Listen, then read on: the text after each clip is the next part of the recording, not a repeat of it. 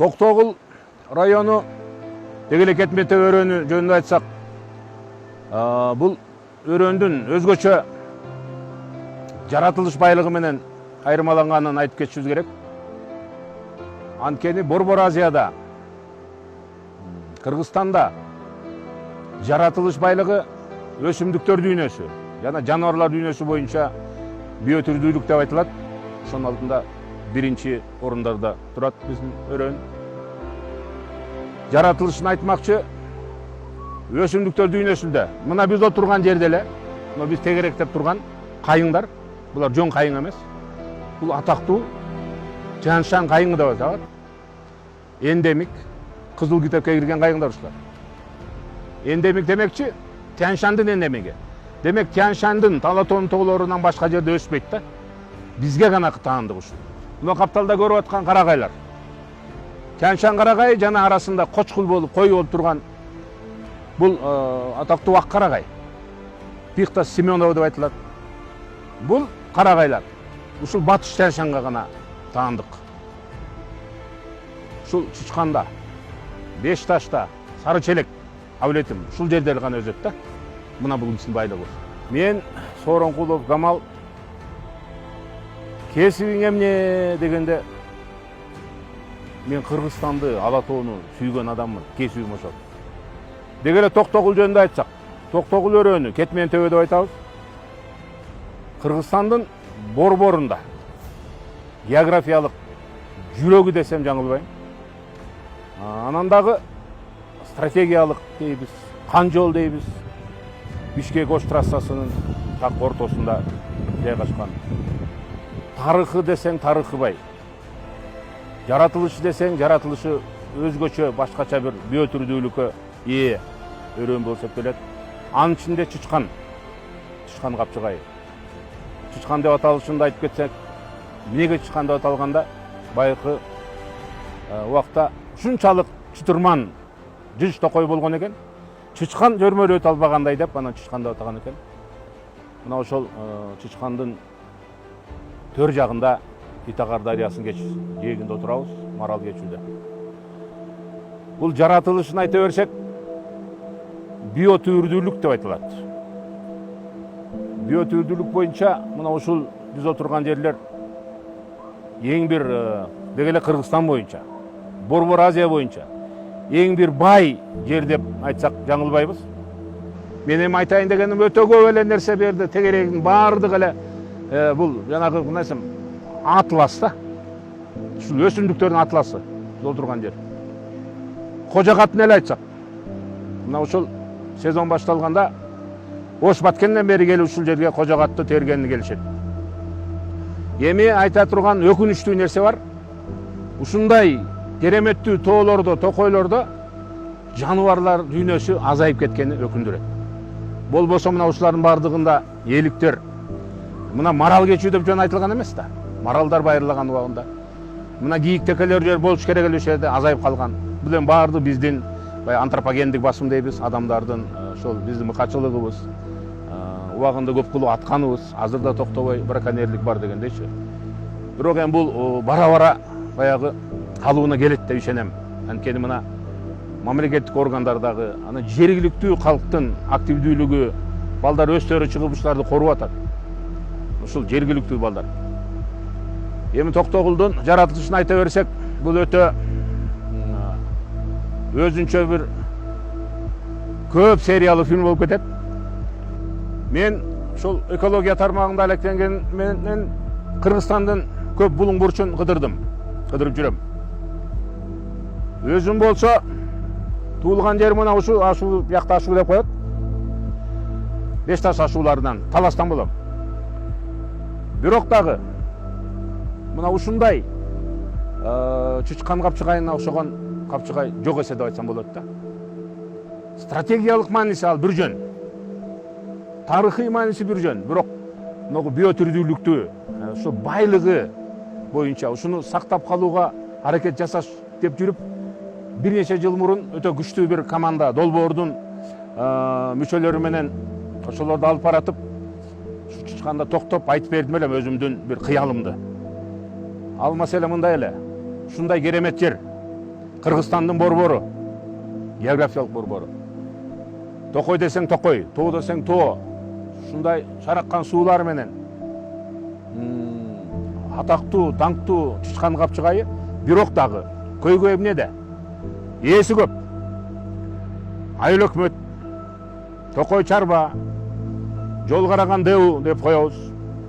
Райондук администрация, бир нече кафелер, малчылар, балчылар. Ээси жок кайта эле да, кожоюн жок дегендей. Ушул кандай кылып, кантип сактап калабыз Чычканды? Кантип байыркы көркүн алып келе алабыз деген теманы анан кийин козгоп, ушуну бир долбоор катары алып чыксакпы деп жүрүп, мына ошол күнгө жетип отурабыз. Бүгүнкү күндө ушу Чычкан Капчыгайында мына 2 айдан бери ошол долбоор ишке кирип атат, кирди. Долбоордун аталышы Чычкан Капчыгайынын башкаруусун жакшыртуу деп аталды. Бул ошол 2 жылдык долбоор деп турабыз, Кудай буйруса. Негизги максатыбыз, жана мен айтып кеткен, ушул жерде алектенген, ошол малчылар, балчылар, дегеле бүт ошол кафе кармагандар баардыгын башын кошуп, көйгөйлөрдү аныктап, изилдеп, ошо көйгөйлөрдү кантип чечебиз деп ортого салып туруп, бир чечимге келишибиз керек. Анткени тилекке каршы, мына ушу сайларда, ушу дарыяларда атактуу форель балыгы канча эле. Ушул тегеректе эликтер, кийиктер канча көп эле. Ошолор бүгүн аз калды. Ушул моногу кафелерден агып аткан саркындуу суулар, чыгып аткан таштандылар, булар каяка кетип атат? Булар чыгарылып атабы же сууга агып кетип атабы? Бул да маселе. Ушуларды изилдөө. Мына балчылар айтып жүрөт, мурункудай бал азайды, сапаты өзгөрүлдү. Анын көйгөйү эмнеде? Эмне үчүн моногу тегеректи көрүп атабыз да, эрозия, деградация болуп аткан жайыттарыбыз. Себеби малдын көптүгүндө. Ушул маселелерде дагы азыр баардыгын изилдеп, баарлашып, мүмкүн ошо Кыргызстанда бир чоң жаңылуу бир бурулуш болуп кетер. Малдын санын азайтып, ошонун сапатына өтсөкпү? Ошондой бир Кыргызстанга керектүү пилоттук долбоор бүгүнкү күндө Чычканда ишке ашырылып атат десем жаңылбайм. Ошого аракеттерди жумшайбыз, Кудай кааласа. Мына ушул жайлоолордо дары чөптөр, Токтогулдун жайлоолорунда, мына Чычкан Капчыгай жайлоолорунда дары чөптөрдүн түрү дагы, саны да көп да. Бул эми биз сыймыктана турган, будан пайда, мамлекет пайда көрө турган нерсе, бирок дагы бүгүнкү күндө көйгөй коммерциялык чогултуу. Ушу чөптөрдү коммерциялык жол менен келип терип алып кетүүдө болуп атат. Бир нече жылдан бери ушул көйгөй Токтогулдан башталып атат. Бул деген анзур деп коюшат. Жана кадимки Афлатун пиязы деп аталат да. Ушул анзур, сасык матал деп айтат жергиликтүүлөр. Бул деген жанагы шакылдак чөп деп айтылат, ясенец деген. Бул деген эндик деген. Бул деген алтын тамыр деген. Өтө дүйнө жүзүндө ошол керектүү, баалуу нерселер, чөптөр чогултуп атат. Болуптур, мен болуптур дейин, чогултканда чогултайлы. Жанагы ошол табыптар, элдик дарыгерлер, ошолор чогултуп элди дарыласын, өзүбүз чай кылып ичейли. Болбосо өзүбүз иштетейли. Ушул Токтогулда завод ачайлы, цехтерди ачайлы.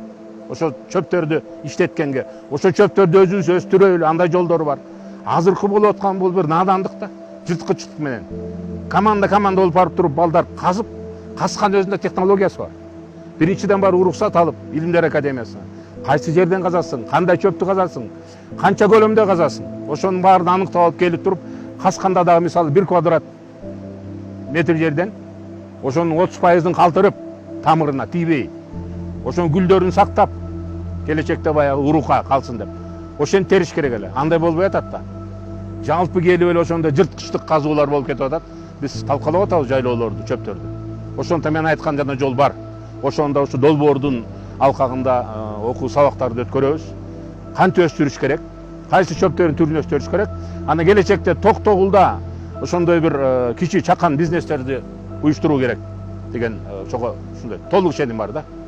Ушул жаратылышка болгон биздин мамилебиз ушул ойдон сакталсачы, жана айтып аткан көйгөйлөр. Ушу болгон таштандыларга, малдын көптүгүнө, ушу жана чөптөрдү чогултуу практикаларын уланта берсек, биз өтө эле Кудай сактасын, бирок тез эле арада мына кереметтерден кутулуп калышыбыз мүмкүн. Экосистема деген түшүнүк бар. Экосистеманын өзүнүн мындай бир чектери бар да. Ошол чектен ары ашып кетсек, биз жоготуп алабыз. Мисалы бир жаныбарлардын түрлөрүн кескин түрдө азайтып атпайбызбы? Ошону азайтып алсак, ошол эле чөп өсүмдүктөрдүн баары экосистемада байланыштуу да.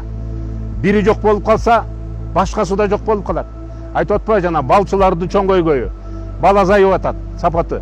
Бул эми чоң көйгөй, бирок дагы арылар жок болуп кетсе, бал арылар жок болуп кетсе, чөптөр азайып, жайлоолор талкаланып. Бул деги эле дүйнө жүзүндө турмуштун, жашоонун чектелүүсүнө жакындап калабыз. Өтө чоң көйгөй, көңүл бурушубуз керек. Деги эле адамзаттын кийлик күчүүсү, антропогендик басымдуулук дейбиз. Биз өтө чоң көйгөйдү баштан өткөрдүк го. Мына биз улуу баягы муунду адамдар көрүп калдык.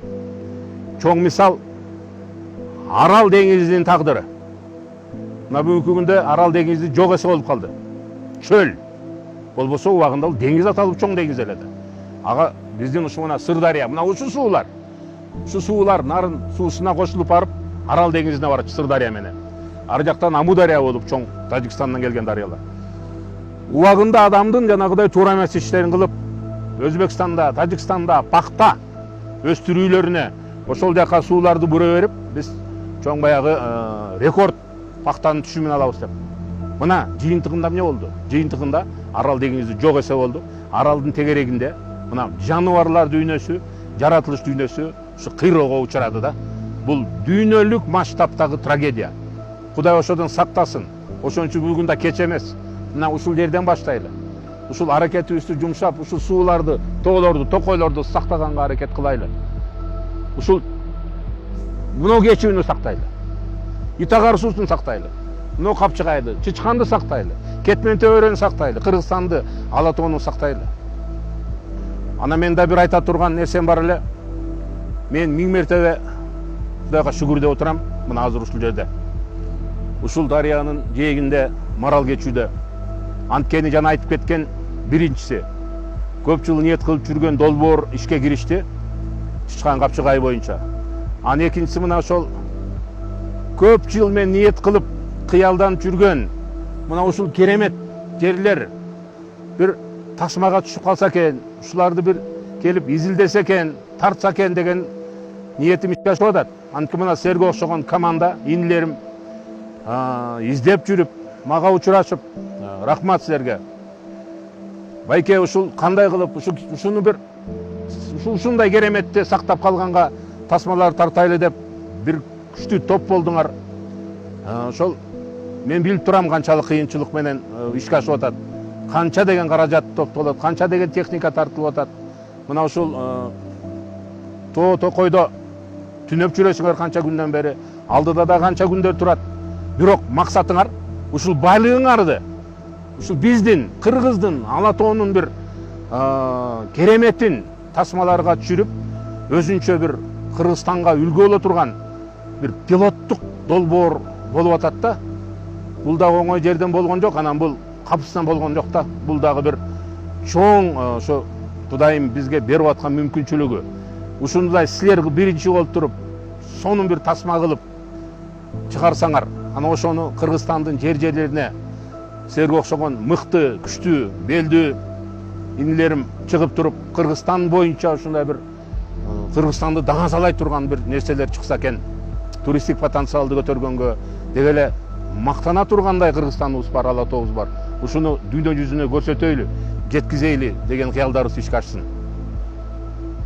Жайлоонун төрүндө отуруп, атактуу марал кечүүдө отуруп, мен бир токтогулдук туугандарыма, өзгөчө жаш муундарга кайрылып кетким келип атат да. Ушундай керемет дүйнө жүзүндө жок. Жок. Буну мен кандай жерден талашып дагы айта алам да. Ушундай байлык жок. Ушундай төпкөлүшкен жаратылыштын жана айтып аткан биотүрдүүлүктүн. Бул өсүмдүктөр дүйнөсү, хайванаттар дүйнөсү, мыногудай аба, мыногудай суулар, мыногудай мөңгүлөр, токойлор жок да. Ушуну сактап калганга аракет кылгыла. Ушуну көздүн карагындай сакташ керек. Өзүңөр сактап, мурас бул, мурас. Бизге ата-бабалардан калган мурас. Силер ошону сактап туруп, кийинки муундарга өткөрүп бергенге аракет кылгыла. Ошондо биз ала тообузду сактайбыз. Ошондо Кыргызстандын даңкы, Кыргызстандын